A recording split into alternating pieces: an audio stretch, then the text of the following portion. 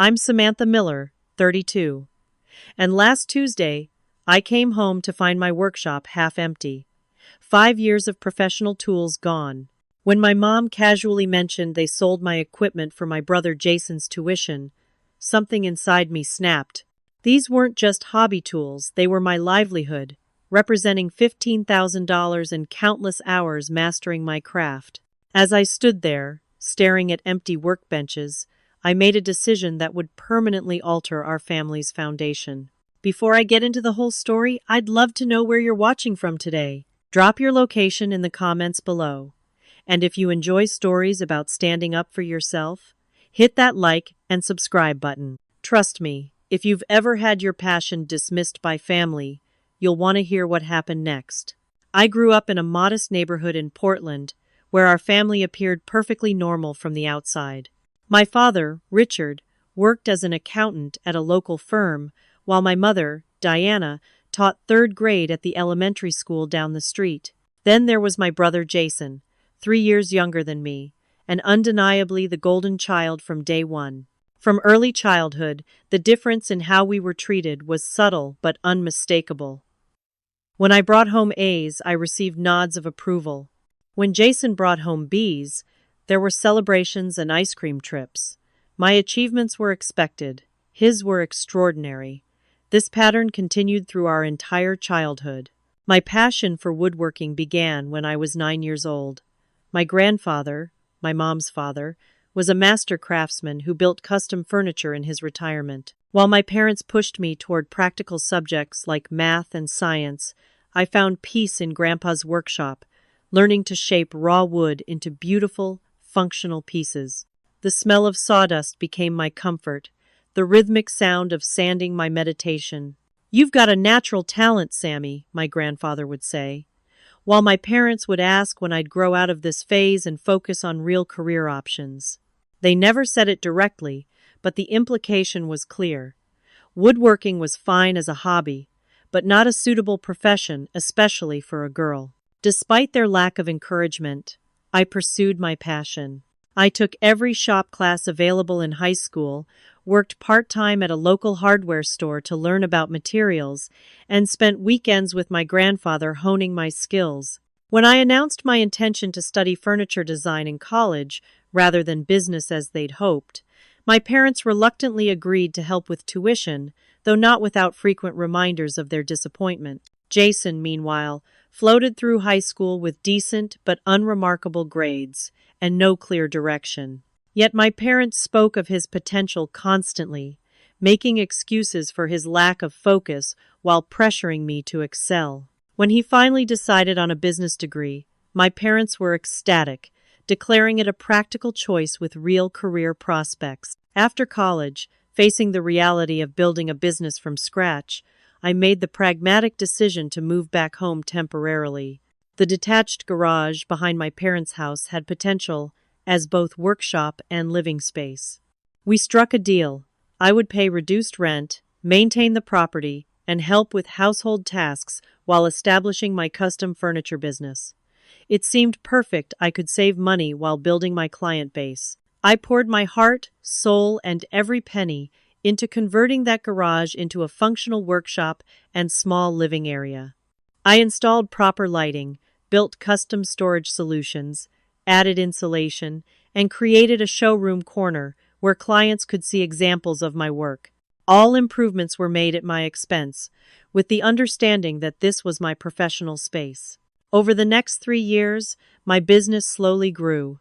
Word of mouth brought steady commissions, and I began to make a name for myself in artisan furniture circles. My Instagram showcasing my creations gained a respectable following, and a few interior designers started contracting me for custom pieces. I wasn't wealthy, but I was supporting myself doing what I loved, a fact my parents acknowledged with reluctant pride, though they still referred to my profession as that woodworking thing. Jason's path was far less steady. He changed majors twice, took a finding himself year off, and generally approached his education with the casual attitude of someone who never questioned that their future would be secure. My parents funded all of it without complaint, dipping into their retirement savings when necessary, because education is the most important investment. The first real signs of trouble came last year when Jason was accepted to an expensive MBA program across the country. My parents were overjoyed, despite the obvious financial strain it would place on them. Suddenly, conversations about household expenses became more frequent. My father started mentioning the rising costs of utilities. My mother began commenting on how much space my workshop occupied. Looking back, I should have seen what was coming. There were small comments, sidelong glances at my equipment when they thought I wasn't looking. Once, I overheard my father on the phone discussing the value of specialized equipment with someone. But I trusted them. They were my parents, and despite our differences, I never imagined they would cross the line they eventually did. If only I'd known that the space I'd built with my own hands, the sanctuary I'd created for myself, was being eyed not as my workplace but as a potential source of quick cash for Jason's future. That Tuesday started like any other. I had spent the morning at a client's home installing a custom bookcase I'd been working on for weeks. The installation went perfectly, and the client was so pleased, she immediately commissioned a matching console table. I was riding high on the success, mentally planning the new piece as I drove home, eager to sketch out some designs. Walking into my workshop, I initially thought I was in the wrong place. The familiar landscape of my space had changed dramatically. My primary workbench stood empty, the carefully arranged tools that normally lined the pegboard behind it gone. My heart began to race as I moved through the space, taking inventory of what was missing. My professional-grade table saw gone. The lathe my grandfather had gifted me when I graduated vanished. My collection of specialized hand planes, chisels, and carving tools, many of them antiques I'd carefully restored, all missing. The climate-controlled cabinet that housed my collection of rare woods, some of which I'd been saving for years for special projects, emptied out. I was still standing in shock when my mother walked in from the main house, carrying a basket of laundry as if it were any normal day. "Oh, you're home early," she said casually. "I thought you'd be gone until dinner." "Mom," I managed, my voice barely steady. "Where are all my tools?" She set the laundry basket down and had the decency to look slightly uncomfortable, though not nearly enough for what she was about to tell me. "Your father and I had to make a quick decision this weekend. Jason called with an emergency. He needed his tuition payment by today, or he'd lose his scholarship for next semester. We didn't have the cash on hand, so—" She gestured vaguely at the half-empty workshop. "So you sold my tools?" I couldn't believe what I was hearing. "Without asking me? Without even telling me?" "Well, you were busy with that installation, and we knew you wouldn't be using these things right away," she explained, as if that made it better somehow. "Besides, they were just sitting here, and Jason's education is at a critical point." I felt like I'd been punched in the stomach. "Mom, these weren't just random things sitting around. This was professional equipment I use every day to make my living." "Don't be so dramatic, Samantha. You can still do your woodworking with what's left. And once Jason finishes his degree and gets a good corporate job, maybe he can help you buy new tools." She actually smiled at this, as if offering me a solution. My father chose that moment to walk in, drawn by our raised voices. Rather than showing remorse, he immediately went on the defensive. "Your brother needed that money immediately, Sam. We had to act quickly. We knew you'd understand and be supportive. This family has always pulled together in times of need." "Pulled together?" I echoed in disbelief. "Dad, you didn't pull anything from this family.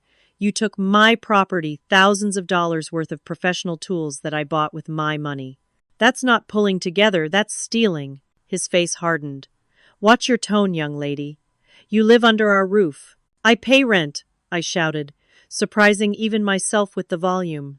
"I pay rent. I maintain this property. I've improved this building significantly, all with the understanding that my business and equipment were my own." "Well, technically, the building is still ours," my mother interjected, "and we did you a favor letting you convert it in the first place." I took a deep breath, trying to calm myself enough to ask the question I dreaded. "How much did you get for everything?" They exchanged a look that confirmed my worst fears. We got 4,000, my father finally admitted. The room seemed to spin around me. $4,000? Dad, the table saw alone was worth nearly 3,000. The lathe was a rare model worth at least 5,000. The hand tools? The wood collection? You sold over $15,000 worth of professional equipment for $4,000? The man from the woodworking store said that used equipment depreciates, my father replied defensively. Besides, we needed the cash quickly. You couldn't have called me? You couldn't have waited one day to discuss this with me? I was practically shaking now. Sam, it's just woodworking, my mother said dismissively, waving her hand. It's not like we took tools from a real profession. Jason is getting an MBA from a prestigious university. That's a real investment in the future. And there it was, the truth laid bare. My career, my passion, my livelihood was just woodworking to them. Despite supporting myself for years, despite building a growing business with loyal clients, in their eyes, I was still just playing around with a hobby while my brother pursued a real career. Get out, I whispered. Then louder, get out of my workshop, both of you. Now you're being childish, my father started, but I cut him off. Get out! This may be your property, but you rented it to me, and right now, I want you both to leave. They left, my mother huffing about respect, and my father muttering about ingratitude. As the door closed behind them, I sank to the floor, surrounded by the half-empty shell of the space I'd built with such care. That night, I barely slept, cycling through shock, grief, and rage. By morning, one emotion had crystallized through the chaos: determination. They had taken my tools, but they wouldn't take anything else from me ever again. As the first light of dawn filtered through the workshop windows, I was already awake, though awake implied I'd slept at all. My eyes were gritty from tears and lack of sleep, but my mind was surprisingly clear. The initial shock had hardened into resolve overnight. I wasn't going to just accept this betrayal and move on. First, I needed to assess exactly what had been taken and what remained. With a notepad in hand, I methodically worked through the space, documenting everything. My parents had primarily taken the big-ticket items and anything that looked expensive or specialized. They'd left basic tools, hammers, screwdrivers, my cheaper saws, apparently assuming these were all I'd need for what they considered a hobby. What they didn't realize was that I had documentation for everything. I'm meticulous about my business, keeping detailed records for insurance and tax purposes. Every purchase, every receipt, every warranty registration, all carefully filed away. I pulled out my business records and began matching my inventory list against proof of purchase and ownership. By mid-morning, I had a comprehensive list of stolen items totaling $17,345 in value. I also had copies of the rental agreement my parents and I had signed when I moved into the workshop. While it was informal, it clearly stated that the space was being rented to me for residential and business purposes, and that my business property within the space remained my sole property. My hand hovered over my phone. Part of me wanted to call the police immediately and report the theft. But another part of me hesitated. Despite everything, they were still my parents. Before taking that irrevocable step, I needed advice from someone I trusted. I called Rachel, my best friend since college, and the one person who truly understood my family dynamics. She answered on the second ring. "They did what?" she practically screamed when I explained the situation. "Sam, that's theft. Straight up theft." "I know," I said, rubbing my temples. "But they're my parents. Filing a police report feels extreme." "What's extreme is selling someone's professional equipment without permission," Rachel countered. "Look, I understand the hesitation, but you need to protect yourself here. This isn't a minor boundary violation, they've directly attacked your livelihood." She was right, and hearing someone else validate my anger was surprisingly relieving. We talked through my options, and Rachel helped me form a plan that would protect my interests without immediately escalating to law enforcement. "First things first," she said practically. "You need to secure what's left. Based on what you've told me, I wouldn't put it past them to go back for round two if Jason needs more cash. After hanging up with Rachel, I began researching storage facilities and workshop rentals in the area. I needed somewhere secure to move my remaining equipment while I figured out next steps. Most were expensive or had long waiting lists, but I found a few possibilities worth investigating. While searching through my rental agreement again, I noticed something I'd overlooked. There was a clause stating that the landlord, my parents, must give 24 hours written notice before entering the premises for any reason other than emergency repairs. Based on my mother's casual comments, they had entered and removed my property while I was at the client installation, a clear violation of the lease. This gave me leverage. If they wanted to play the "it's our property" card, then they needed to abide by landlord-tenant laws, which they clearly hadn't. As I was making notes, my phone rang. It was my grandfather. My first instinct was to let it go to voicemail. I wasn't ready to discuss this with extended family, but something told me to answer. "Sammy," he said when I picked up, his voice gentle but concerned. "Your grandmother and I just got a strange call from your mother. Something about you overreacting to them borrowing some of your woodworking things for Jason. What's really going on?" I nearly laughed at the characterization of theft as borrowing, but instead, I found myself choking back tears as I explained the full situation to my grandfather. He listened silently until I finished. "Those tools I gave you were never meant to be sold," he said finally, his voice tight with controlled anger. "They were meant to build your future, not fund Jason's." To my shock, he offered me an emergency loan to replace my most essential equipment. "This isn't charity, Sammy. It's an investment in your business. We'll draw up proper paperwork, and you can pay me back as you're able." His support gave me the final piece of courage I needed. This wasn't just about tools anymore, it was about standing up for myself and my right to be taken seriously. That afternoon, I called all my clients with current commissions to explain there would be delays due to an equipment emergency. To my surprise, most were understanding, and 2 even offered to pay deposits early to help me replace what I needed most urgently. By evening, my plan had solidified. I wouldn't just take what remained of my portable tools and materials. I would take everything that belonged to me, including the built-in workbenches I'd constructed, the specialized storage systems I'd designed and installed, the ventilation system I'd paid for, even the epoxy floor coating I'd applied myself. I had receipts for all of it. My parents had treated my profession as disposable. They were about to learn just how valuable just woodworking really was. The next morning, I was pricing rental trucks online when the workshop door banged open. Jason stood in the doorway, his designer sunglasses perched on his head, keys to what I assumed was a new car dangling from his finger. His expression was a mixture of annoyance and condescension that I'd seen countless times growing up. "So," he drawled, stepping inside without waiting for an invitation, "Mom and Dad said you're having a complete meltdown over some old tools." I set down my laptop and turned to face him fully. "Is that what they told you? That I'm overreacting about some old tools?" He shrugged, picking up one of my remaining chisels and examining it carelessly. "Something like that. Look, I get that you're upset, but you need to see the bigger picture here. My education is an actual investment in the future. This," he gestured around the workshop, "is just a hobby that you're weirdly obsessed with." I took the chisel from his hand before he could damage it. "Put that down.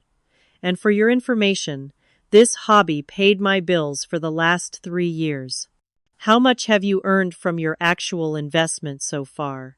He rolled his eyes. "That's not how education works, Sam. I'm building credentials that will pay off long term. Not everyone wants to spend their life making furniture in a garage. And not everyone wants to be drowning in student debt for a degree they may never use," I countered. "But regardless, that was your choice to make, not mine. Just like these were my tools, bought with my money, that you had no right to sell." Jason's expression hardened. "Look, it was an emergency situation. My tuition was due, and what? You couldn't pay it yourself? You're 29 years old, Jason. Most people your age have been supporting themselves for years. It's not that simple. The economy is. Save it, I interrupted. Mom said you needed the money immediately or you'd lose your scholarship. What scholarship are you on exactly? Because last I heard, you weren't on any scholarship. Jason's face flushed, and I knew I'd caught him in a lie. Well, it's more of a financial aid package, he backpedaled. And there were some unexpected fees this semester. I crossed my arms. Unexpected fees that somehow equaled exactly the amount they got for my tools? $4,000 in surprise charges? He looked away, suddenly very interested in examining my remaining workbench. The MBA program has a lot of extra costs. Premium networking events, special seminars. Cut the crap, Jason, I said flatly. What did you really need the money for? The silence stretched between us until finally he sighed dramatically. Fine. I bought a car. I stared at him in disbelief. You bought a car with my stolen tools? It was a really good deal.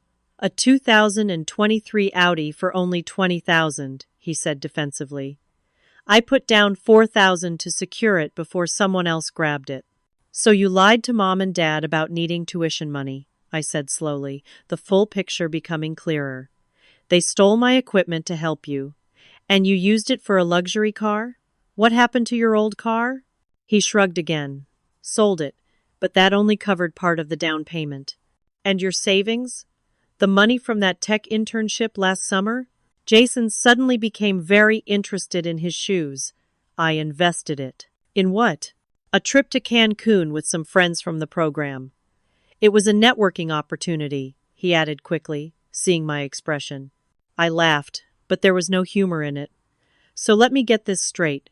You spent all your money on a vacation, lied to our parents about needing tuition funds, and they stole my professional equipment which they sold for a fraction of its value so you could buy an Audi? When you put it like that, it sounds bad. But it sounds bad because it is bad, Jason. Do you have any idea what you've done? Those tools weren't just expensive items. They were my livelihood. Some of them were irreplaceable gifts from Grandpa. For a moment, a flicker of genuine remorse crossed his face. Then it was gone, replaced by the entitled attitude I'd seen throughout our childhood. Look, I'm sorry about Grandpa's old tools. That sucks. But you're always so dramatic about this woodworking thing. You could get a real job with your business degree instead of playing around in sawdust all day. Then you could afford to replace your tools yourself instead of guilt-tripping the family. I took a deep breath, fighting to control my temper. My woodworking thing grossed $86,000 last year, Jason. How much did your MBA make you? His eyes widened slightly clearly. He'd had no idea my business was that successful. For a brief moment, I thought I might have finally earned his respect. Instead, he recovered quickly and scoffed. If you're making that much, then why are you living in Mom and Dad's garage? And why can't you just replace the tools yourself? Because I've been reinvesting in my business instead of blowing money on luxury cars I can't afford, I replied evenly. And I've been saving for a down payment on my own workshop space. That's what adults do, Jason. They plan for the future instead of leeching off their parents. His face darkened. You know what? I didn't come here to be lectured by my big sister who lives in a garage. I came to tell you that you need to get over yourself. Mom and Dad have done everything for us. And the one time they ask you to make a sacrifice for the family, you throw a tantrum. They didn't ask me anything, I said quietly. They stole from me. And apparently, so did you. Whatever, call it what you want. He turned to leave, then paused at the door. Just so you know, Mom's really upset about all this. She was crying last night about how ungrateful you are after everything they've done for you. If you keep this up, don't be surprised if they ask you to move out completely. As the door slammed behind him, I sank onto my stool, trembling with anger and frustration. The conversation had confirmed what I'd suspected. This wasn't a one-time emergency. It was a pattern of enabling Jason's irresponsibility at my expense. And it had to stop now. The day after my confrontation with Jason, I was boxing up my smaller tools when a truck pulled into the driveway. I tensed, expecting more drama from my parents, but instead, my Uncle Frank stepped out. As my mother's older brother and a successful contractor, Frank had always been something of an outlier in the family, practical, straightforward, and the only one besides my grandfather who had ever taken my woodworking seriously. "Got a minute to talk, Sam?" he asked, standing awkwardly at the workshop door. I nodded, setting down the box I'd been packing. "If you're here to convince me to forgive and forget, you're wasting your time." Frank shook his head, stepping inside and looking around at the half-empty space. "I'm not here to defend what they did. Your mother called me in tears last night, telling me you were overreacting about some tools, but I knew there had to be more to the story. Want to fill me in?" I gave him the unvarnished version, including what I'd learned from Jason about the car. Frank's expression grew increasingly troubled as I spoke. "Jesus," he muttered when I finished. "I knew Diana and Richard played favorites, but this crosses a line." His straightforward acknowledgement of my parents' favoritism, something the family usually pretended not to notice, was unexpectedly validating. "You know," he continued, leaning against the workbench, "this reminds me of something that happened years ago, before you were born. Your mom was always the golden child in our family, while I was the disappointment because I chose trade work instead of college." He looked out the window, lost in memory. "When I was starting my contracting business, I'd saved up for a work truck, had the cash ready to go. Then your grandparents gave it to Diana for her graduate school tuition without asking me. Sound familiar?" I stared at him in shock. Mom never mentioned anything like that. She wouldn't have. It didn't fit the family narrative of her as the successful one who made all the right choices. He sighed. "History repeats itself, I guess. Only difference is, I didn't stand up for myself back then. I'm glad you're not making the same mistake." Uncle Frank turned to face me directly. "I've got a proposition for you, Sam. I own that commercial building over on Fulton Street. The northeast corner unit is empty right now. Previous tenant moved out last month. It's about 1,200 square feet with good natural light, separate entrance, and it's already zoned for light industrial. You could use it as a temporary workshop while you figure out your next move." I was stunned by the offer. "Frank, I can't afford commercial rent right now, especially after losing so much equipment." He waved off my concern. "First 3 months free while you get back on your feet. After that, we can work out a reasonable rate if you want to stay. Consider it my way of breaking the family pattern." It was the lifeline I desperately needed. I don't know what to say except, "Thank you." As we discussed logistics for moving my remaining equipment, Frank revealed more about the family's financial situation than I'd ever known. Apparently, my parents had refinanced their house twice in the last 5 years, primarily to fund Jason's education and lifestyle. They were stretched much thinner financially than they'd let on. "They've been supporting Jason's entire life," Frank explained. "Paying his rent when he forgot, covering his credit card bills when he overspent, bailing him out of every financial hole he dug himself into. Your father's retirement account is practically depleted." "But they always acted like money wasn't a concern," I said, puzzled. "They never complained about helping Jason." "Of course not. Complaining would mean admitting they made mistakes with him. It's easier to keep pretending everything's fine, and he's just going through a phase that's lasted well into his 20s.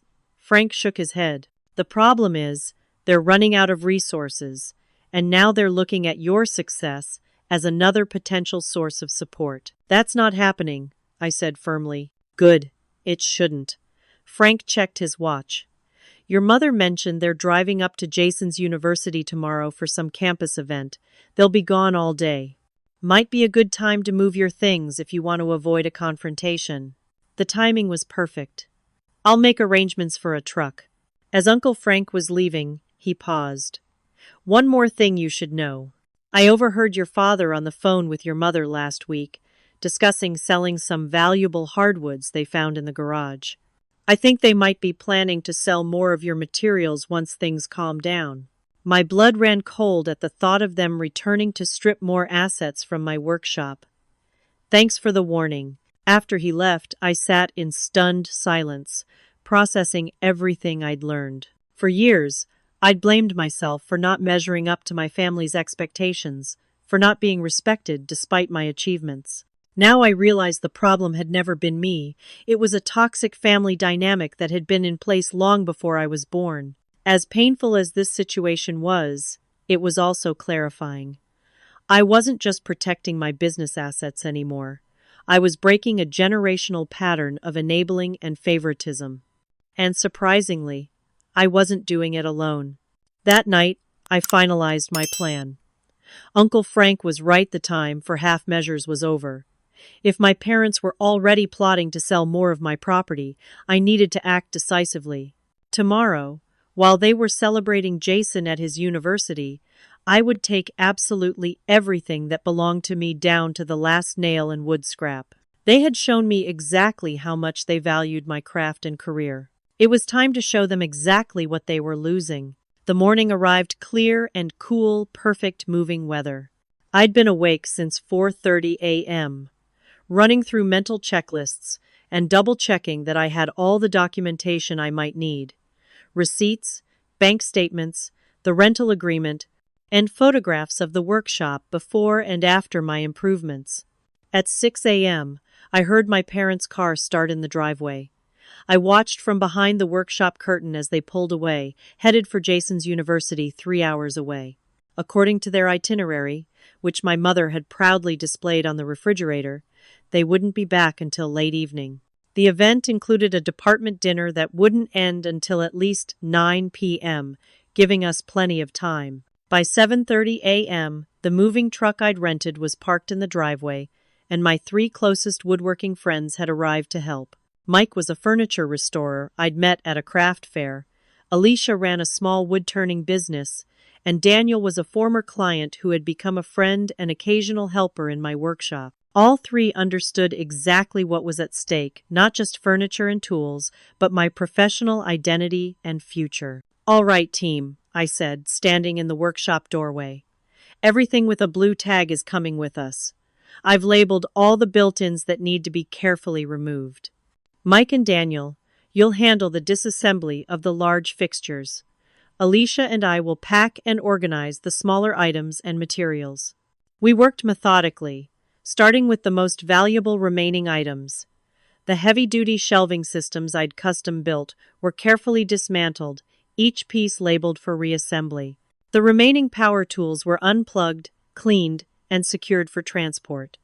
My collection of clamps, which my parents had overlooked, not realizing their value, were organized in specially built carriers. Around 10 a.m., while removing the pegboard wall system I'd installed, Daniel made a discovery. "Sam, there's something behind this section," he called out, pointing to a space where the pegboard seemed to be bulging slightly. I helped him carefully remove the panel, revealing a small storage space built into the wall. Inside were 3 of my missing hand planes, beautiful antique tools my grandfather had given me, along with a box containing some of my specialized carving chisels. A yellow sticky note was attached to the box. "For next time, could get another $500 600. My hands shook as I gently removed the tools. They were planning to sell these too. They hid them from me. Alicia put her arm around my shoulders. All the more reason to get everything out now. The discovery added new urgency to our efforts. We began checking every nook and cranny, finding more items my parents had hidden for future sales. A box of exotic wood blanks tucked behind the water heater, a case of specialty finishes concealed under a tarp, even my grandfather's antique marking gauges wrapped in an old blanket in the loft storage area. By early afternoon, we had moved on to the built-in features of the workshop.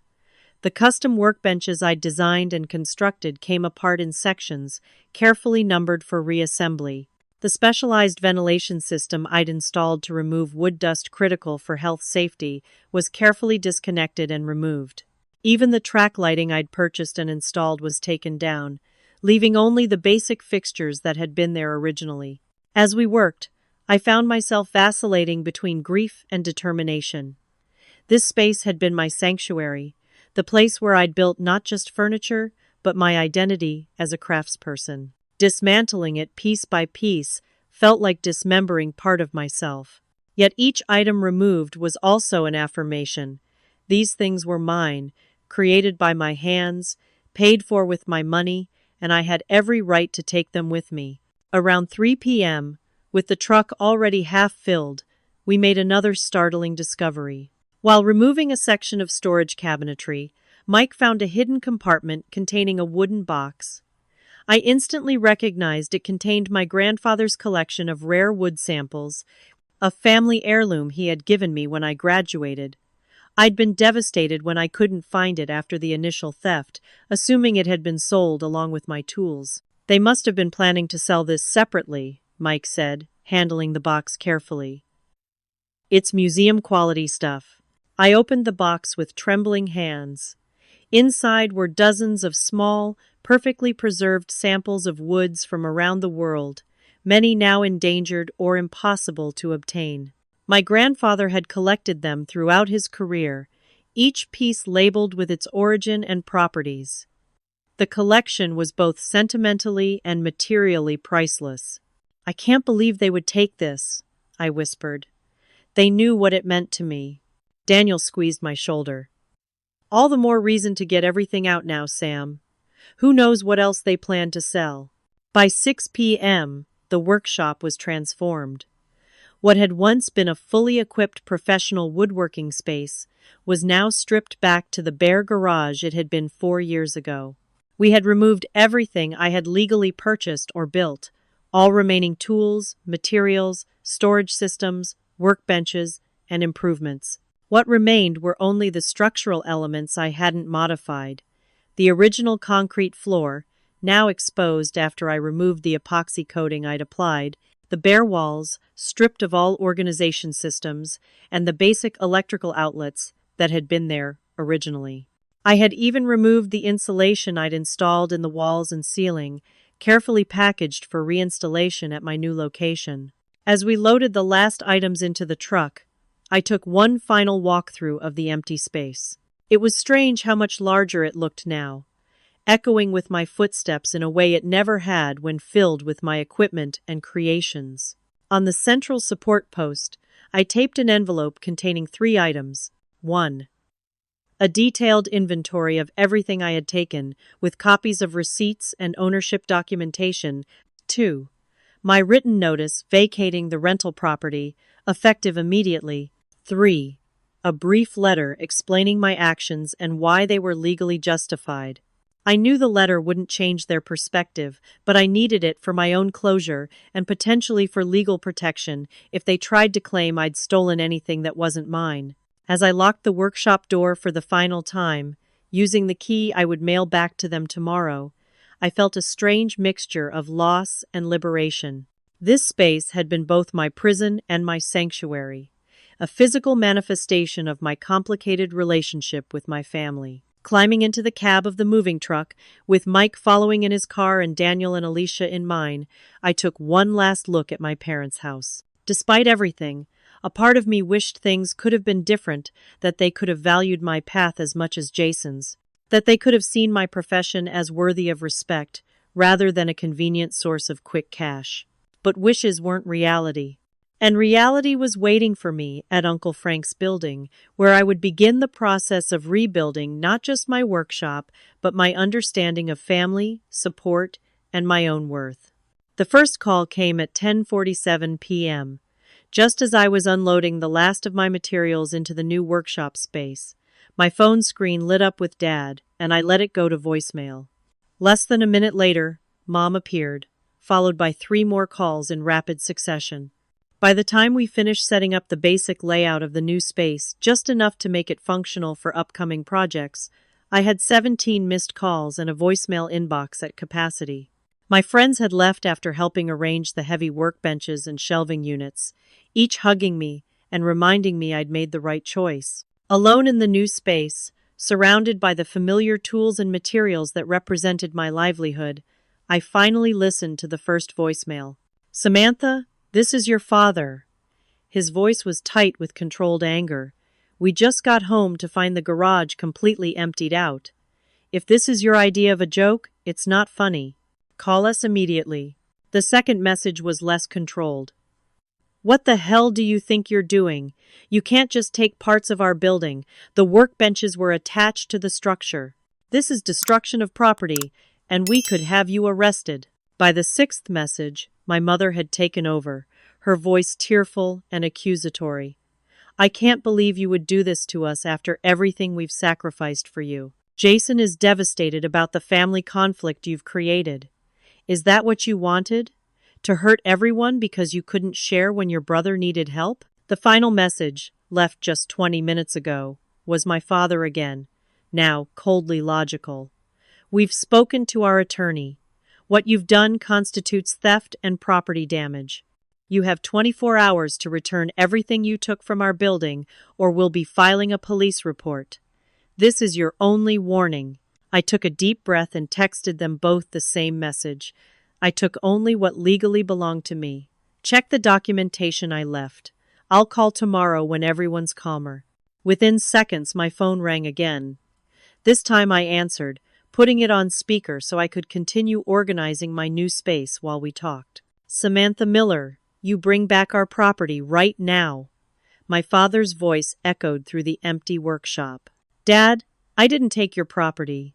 I took my tools, my materials, and the fixtures I purchased and installed myself.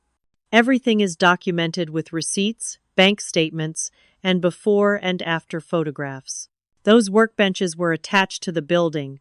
You can't just— Actually, I can.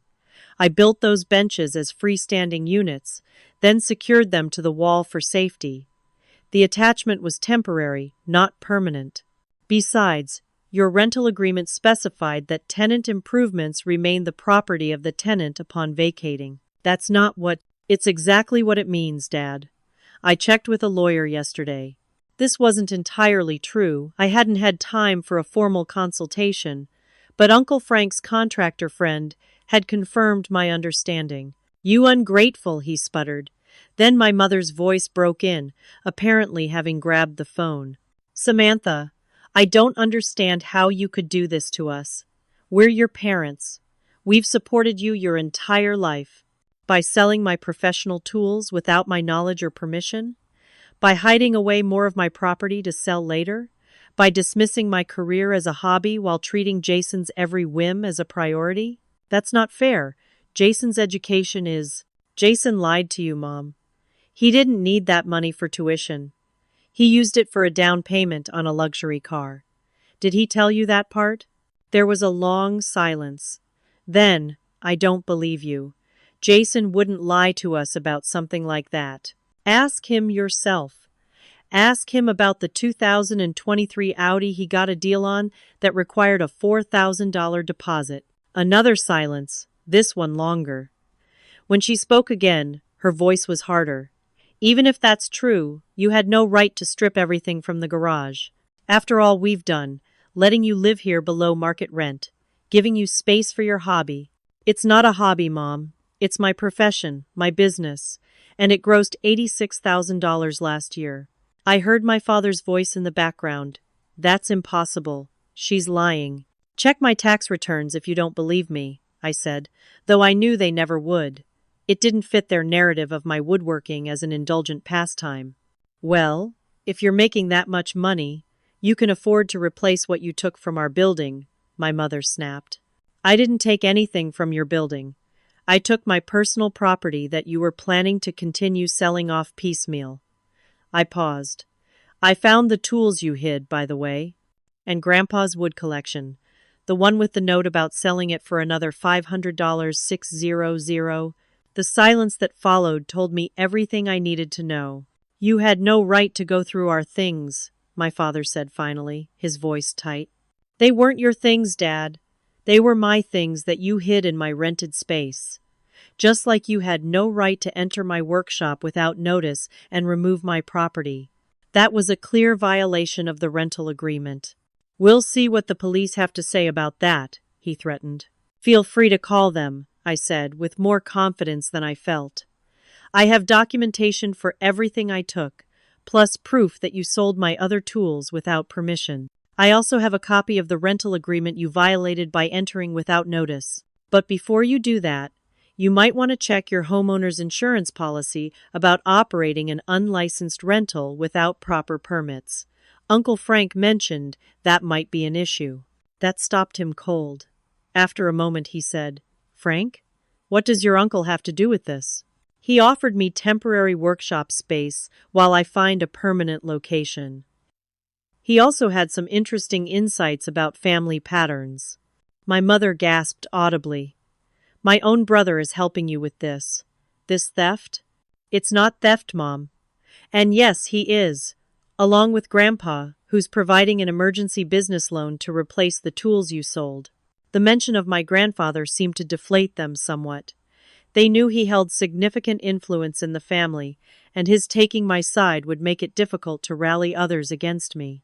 "We're going to talk to Jason," my father said finally. "If what you're saying about the car is true," "It is." "Then we'll deal with that separately. But this doesn't change the fact that you've destroyed our property and stolen fixtures from our building." I sighed, tired of the circular conversation. "Dad, everything is documented. I'm not coming back, and I'm not bringing anything back. The lease is terminated as of today. Check the notice I left.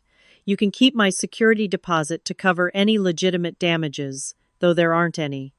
I'll mail the key tomorrow." "This isn't over," he warned.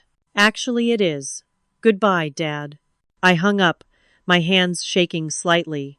Within minutes, my phone began buzzing with text notifications, first from my parents, then from extended family members. Apparently, my parents had immediately started calling relatives, giving their version of events. To my surprise, the family response wasn't what they'd clearly hoped for. My Aunt Linda wrote, "I always thought it was strange how they minimized your business. Call me if you need anything." My cousin Peter, "About time somebody stood up to Uncle Richard. Good for you." Most surprising was the text from my grandmother. "Your grandfather told me what happened. He's furious about the tools. We're both proud of you for standing your ground. Coming for lunch on Sunday to see your new space. Love you." By midnight, it was clear that my parents' attempt to rally the family against me had backfired. Too many relatives had witnessed their favoritism over the years, their dismissal of my career, while praising Jason's every minor achievement. Jason himself called around 1 a.m., clearly intoxicated and alternating between angry accusations and slurred apologies. I let that go to voicemail, too. As I finally settled onto the air mattress I'd set up in the corner of my new workshop, exhausted but unable to sleep, I realized something important. For the first time in my adult life, I felt truly independent. Not just financially or professionally, but emotionally. I had drawn a boundary and held it, despite intense pressure to give in. The ache of family betrayal was still there, raw and painful. But alongside it was something new, a sense of self-worth that didn't depend on their approval or understanding. They might never see my work as valuable or my choices as valid. But I did. And ultimately, that was what mattered. 1 month after the workshop exodus, I stood in my new space, admiring the transformation. What had started as an empty commercial unit with concrete floors and bare walls had become a functional, organized workspace that reflected my professional identity better than the garage ever had.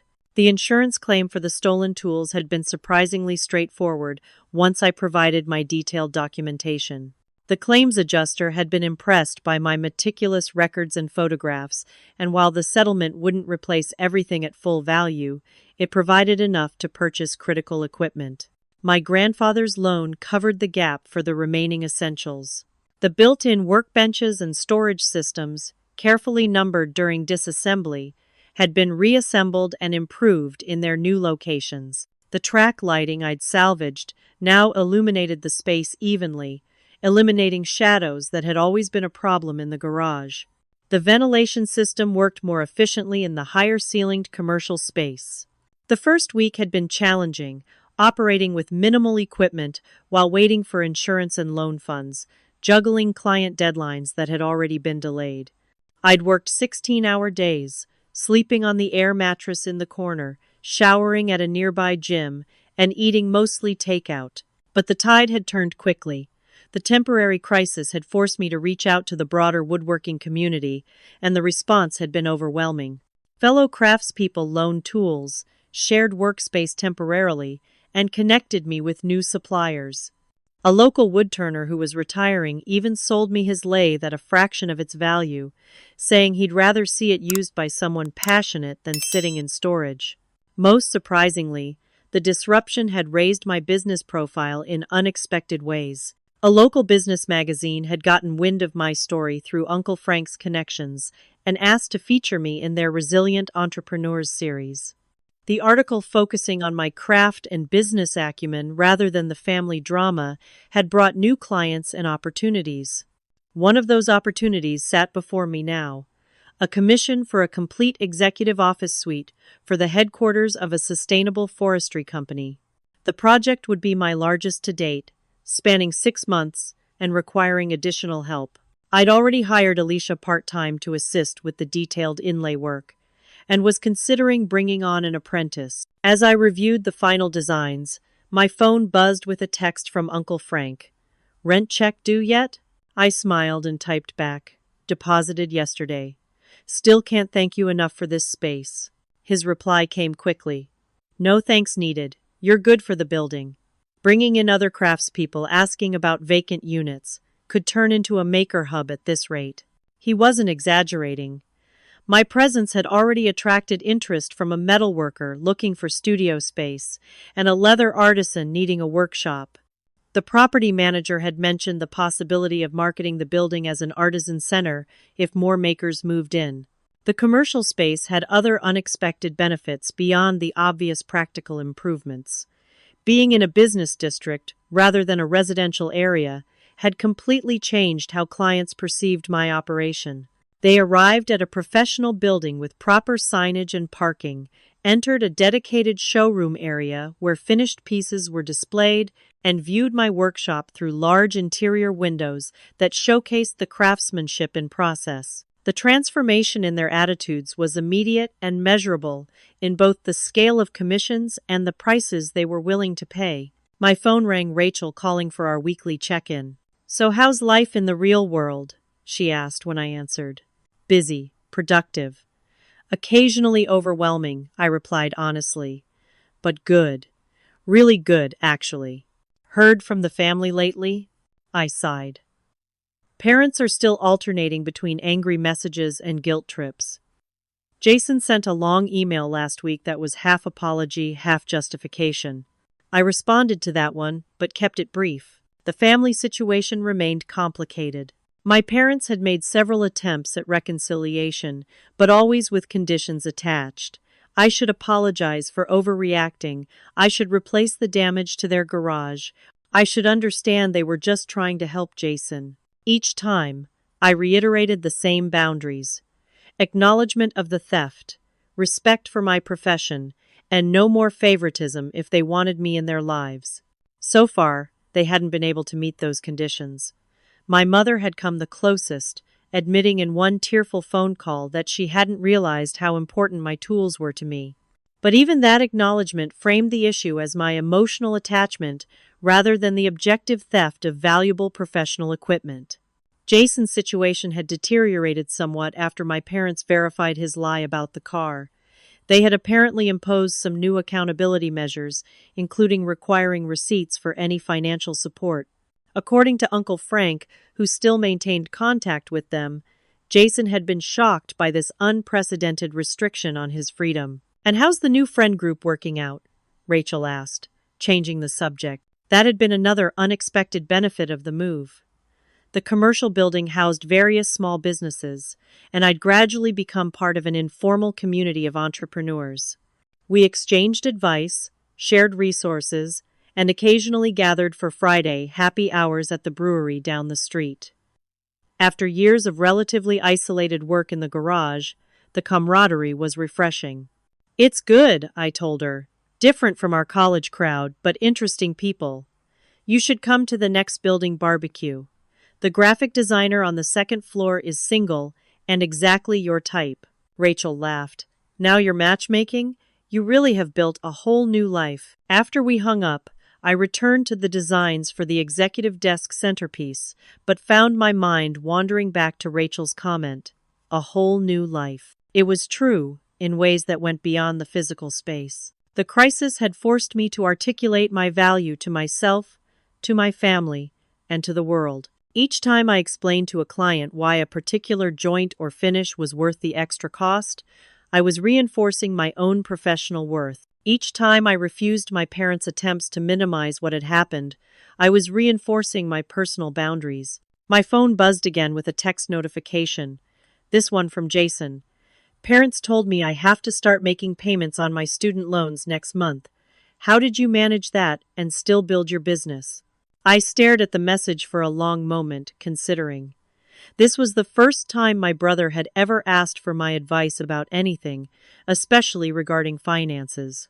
It represented a tiny shift in our dynamic, a crack in the golden child facade. After careful thought, I responded with practical suggestions about budgeting and side hustles, deliberately avoiding any hint of lecturing or judgment. He might never acknowledge the harm he'd participated in, but perhaps this was the beginning of a different kind of relationship. As the afternoon light streamed through the windows, illuminating the workshop I'd created from the pieces of the old one, I felt an unexpected sense of gratitude.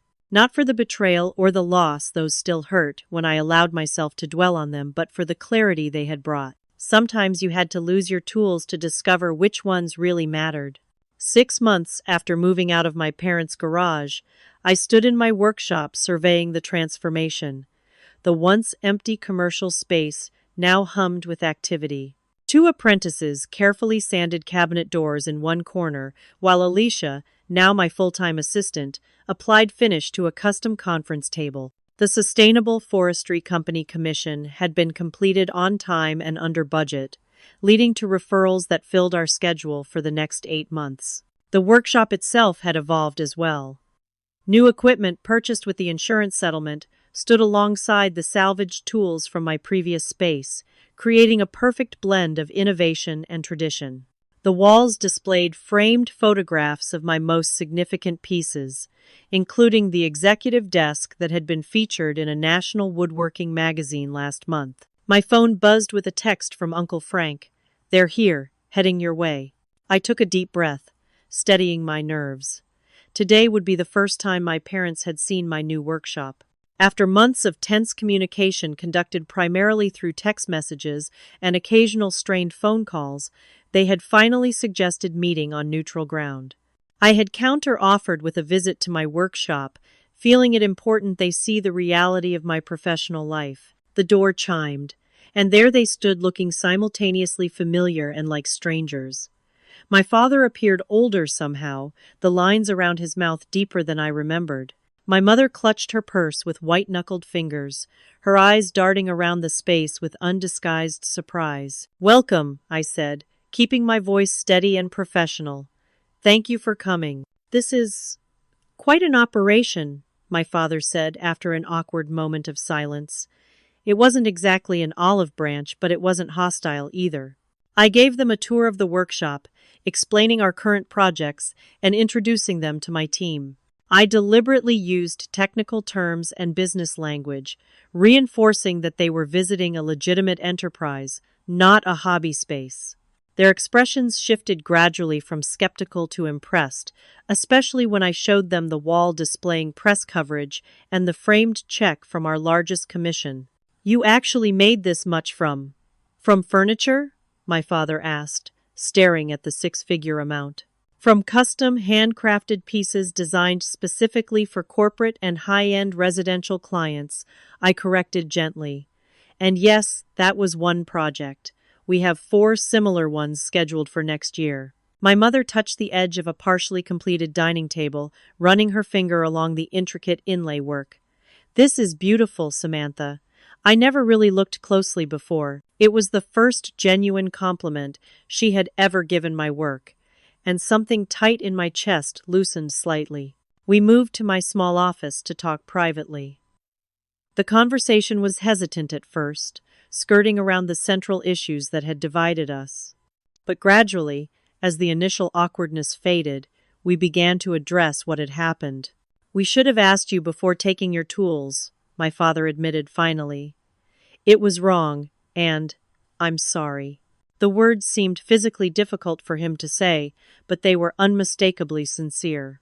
We didn't understand that this was your real career, my mother added. We always thought of it as something you were doing until you found a proper job with your business degree. Like Jason's path, I said, unable to keep a hint of bitterness from my voice. They exchanged a glance. About Jason, my father began. Things have changed there too. They explained that after confirming Jason's lie about the car, they had implemented a complete overhaul of their financial relationship with him. No more unconditional support, no more unquestioned payments. He had been shocked and initially resentful, but the past few months of actual independence had triggered something unexpected: growth. He's working at an entry-level marketing position now, my mother said. It's not what he expected with his MBA, but he's learning the business from the ground up. And he's paying his own rent, my father added with what sounded like pride. First time in his adult life. I nodded, genuinely glad to hear it. Jason and I had established a tentative new relationship over the past few months, beginning with his request for budgeting advice and evolving into occasional text exchanges about our respective work challenges. It wasn't close, but it was honest in a way our previous interactions had never been. We've been doing some thinking about why we treated you two so differently, my mother said hesitantly. Your grandfather, my father, had some harsh but fair things to say about patterns in our family. Frank, too, my father admitted.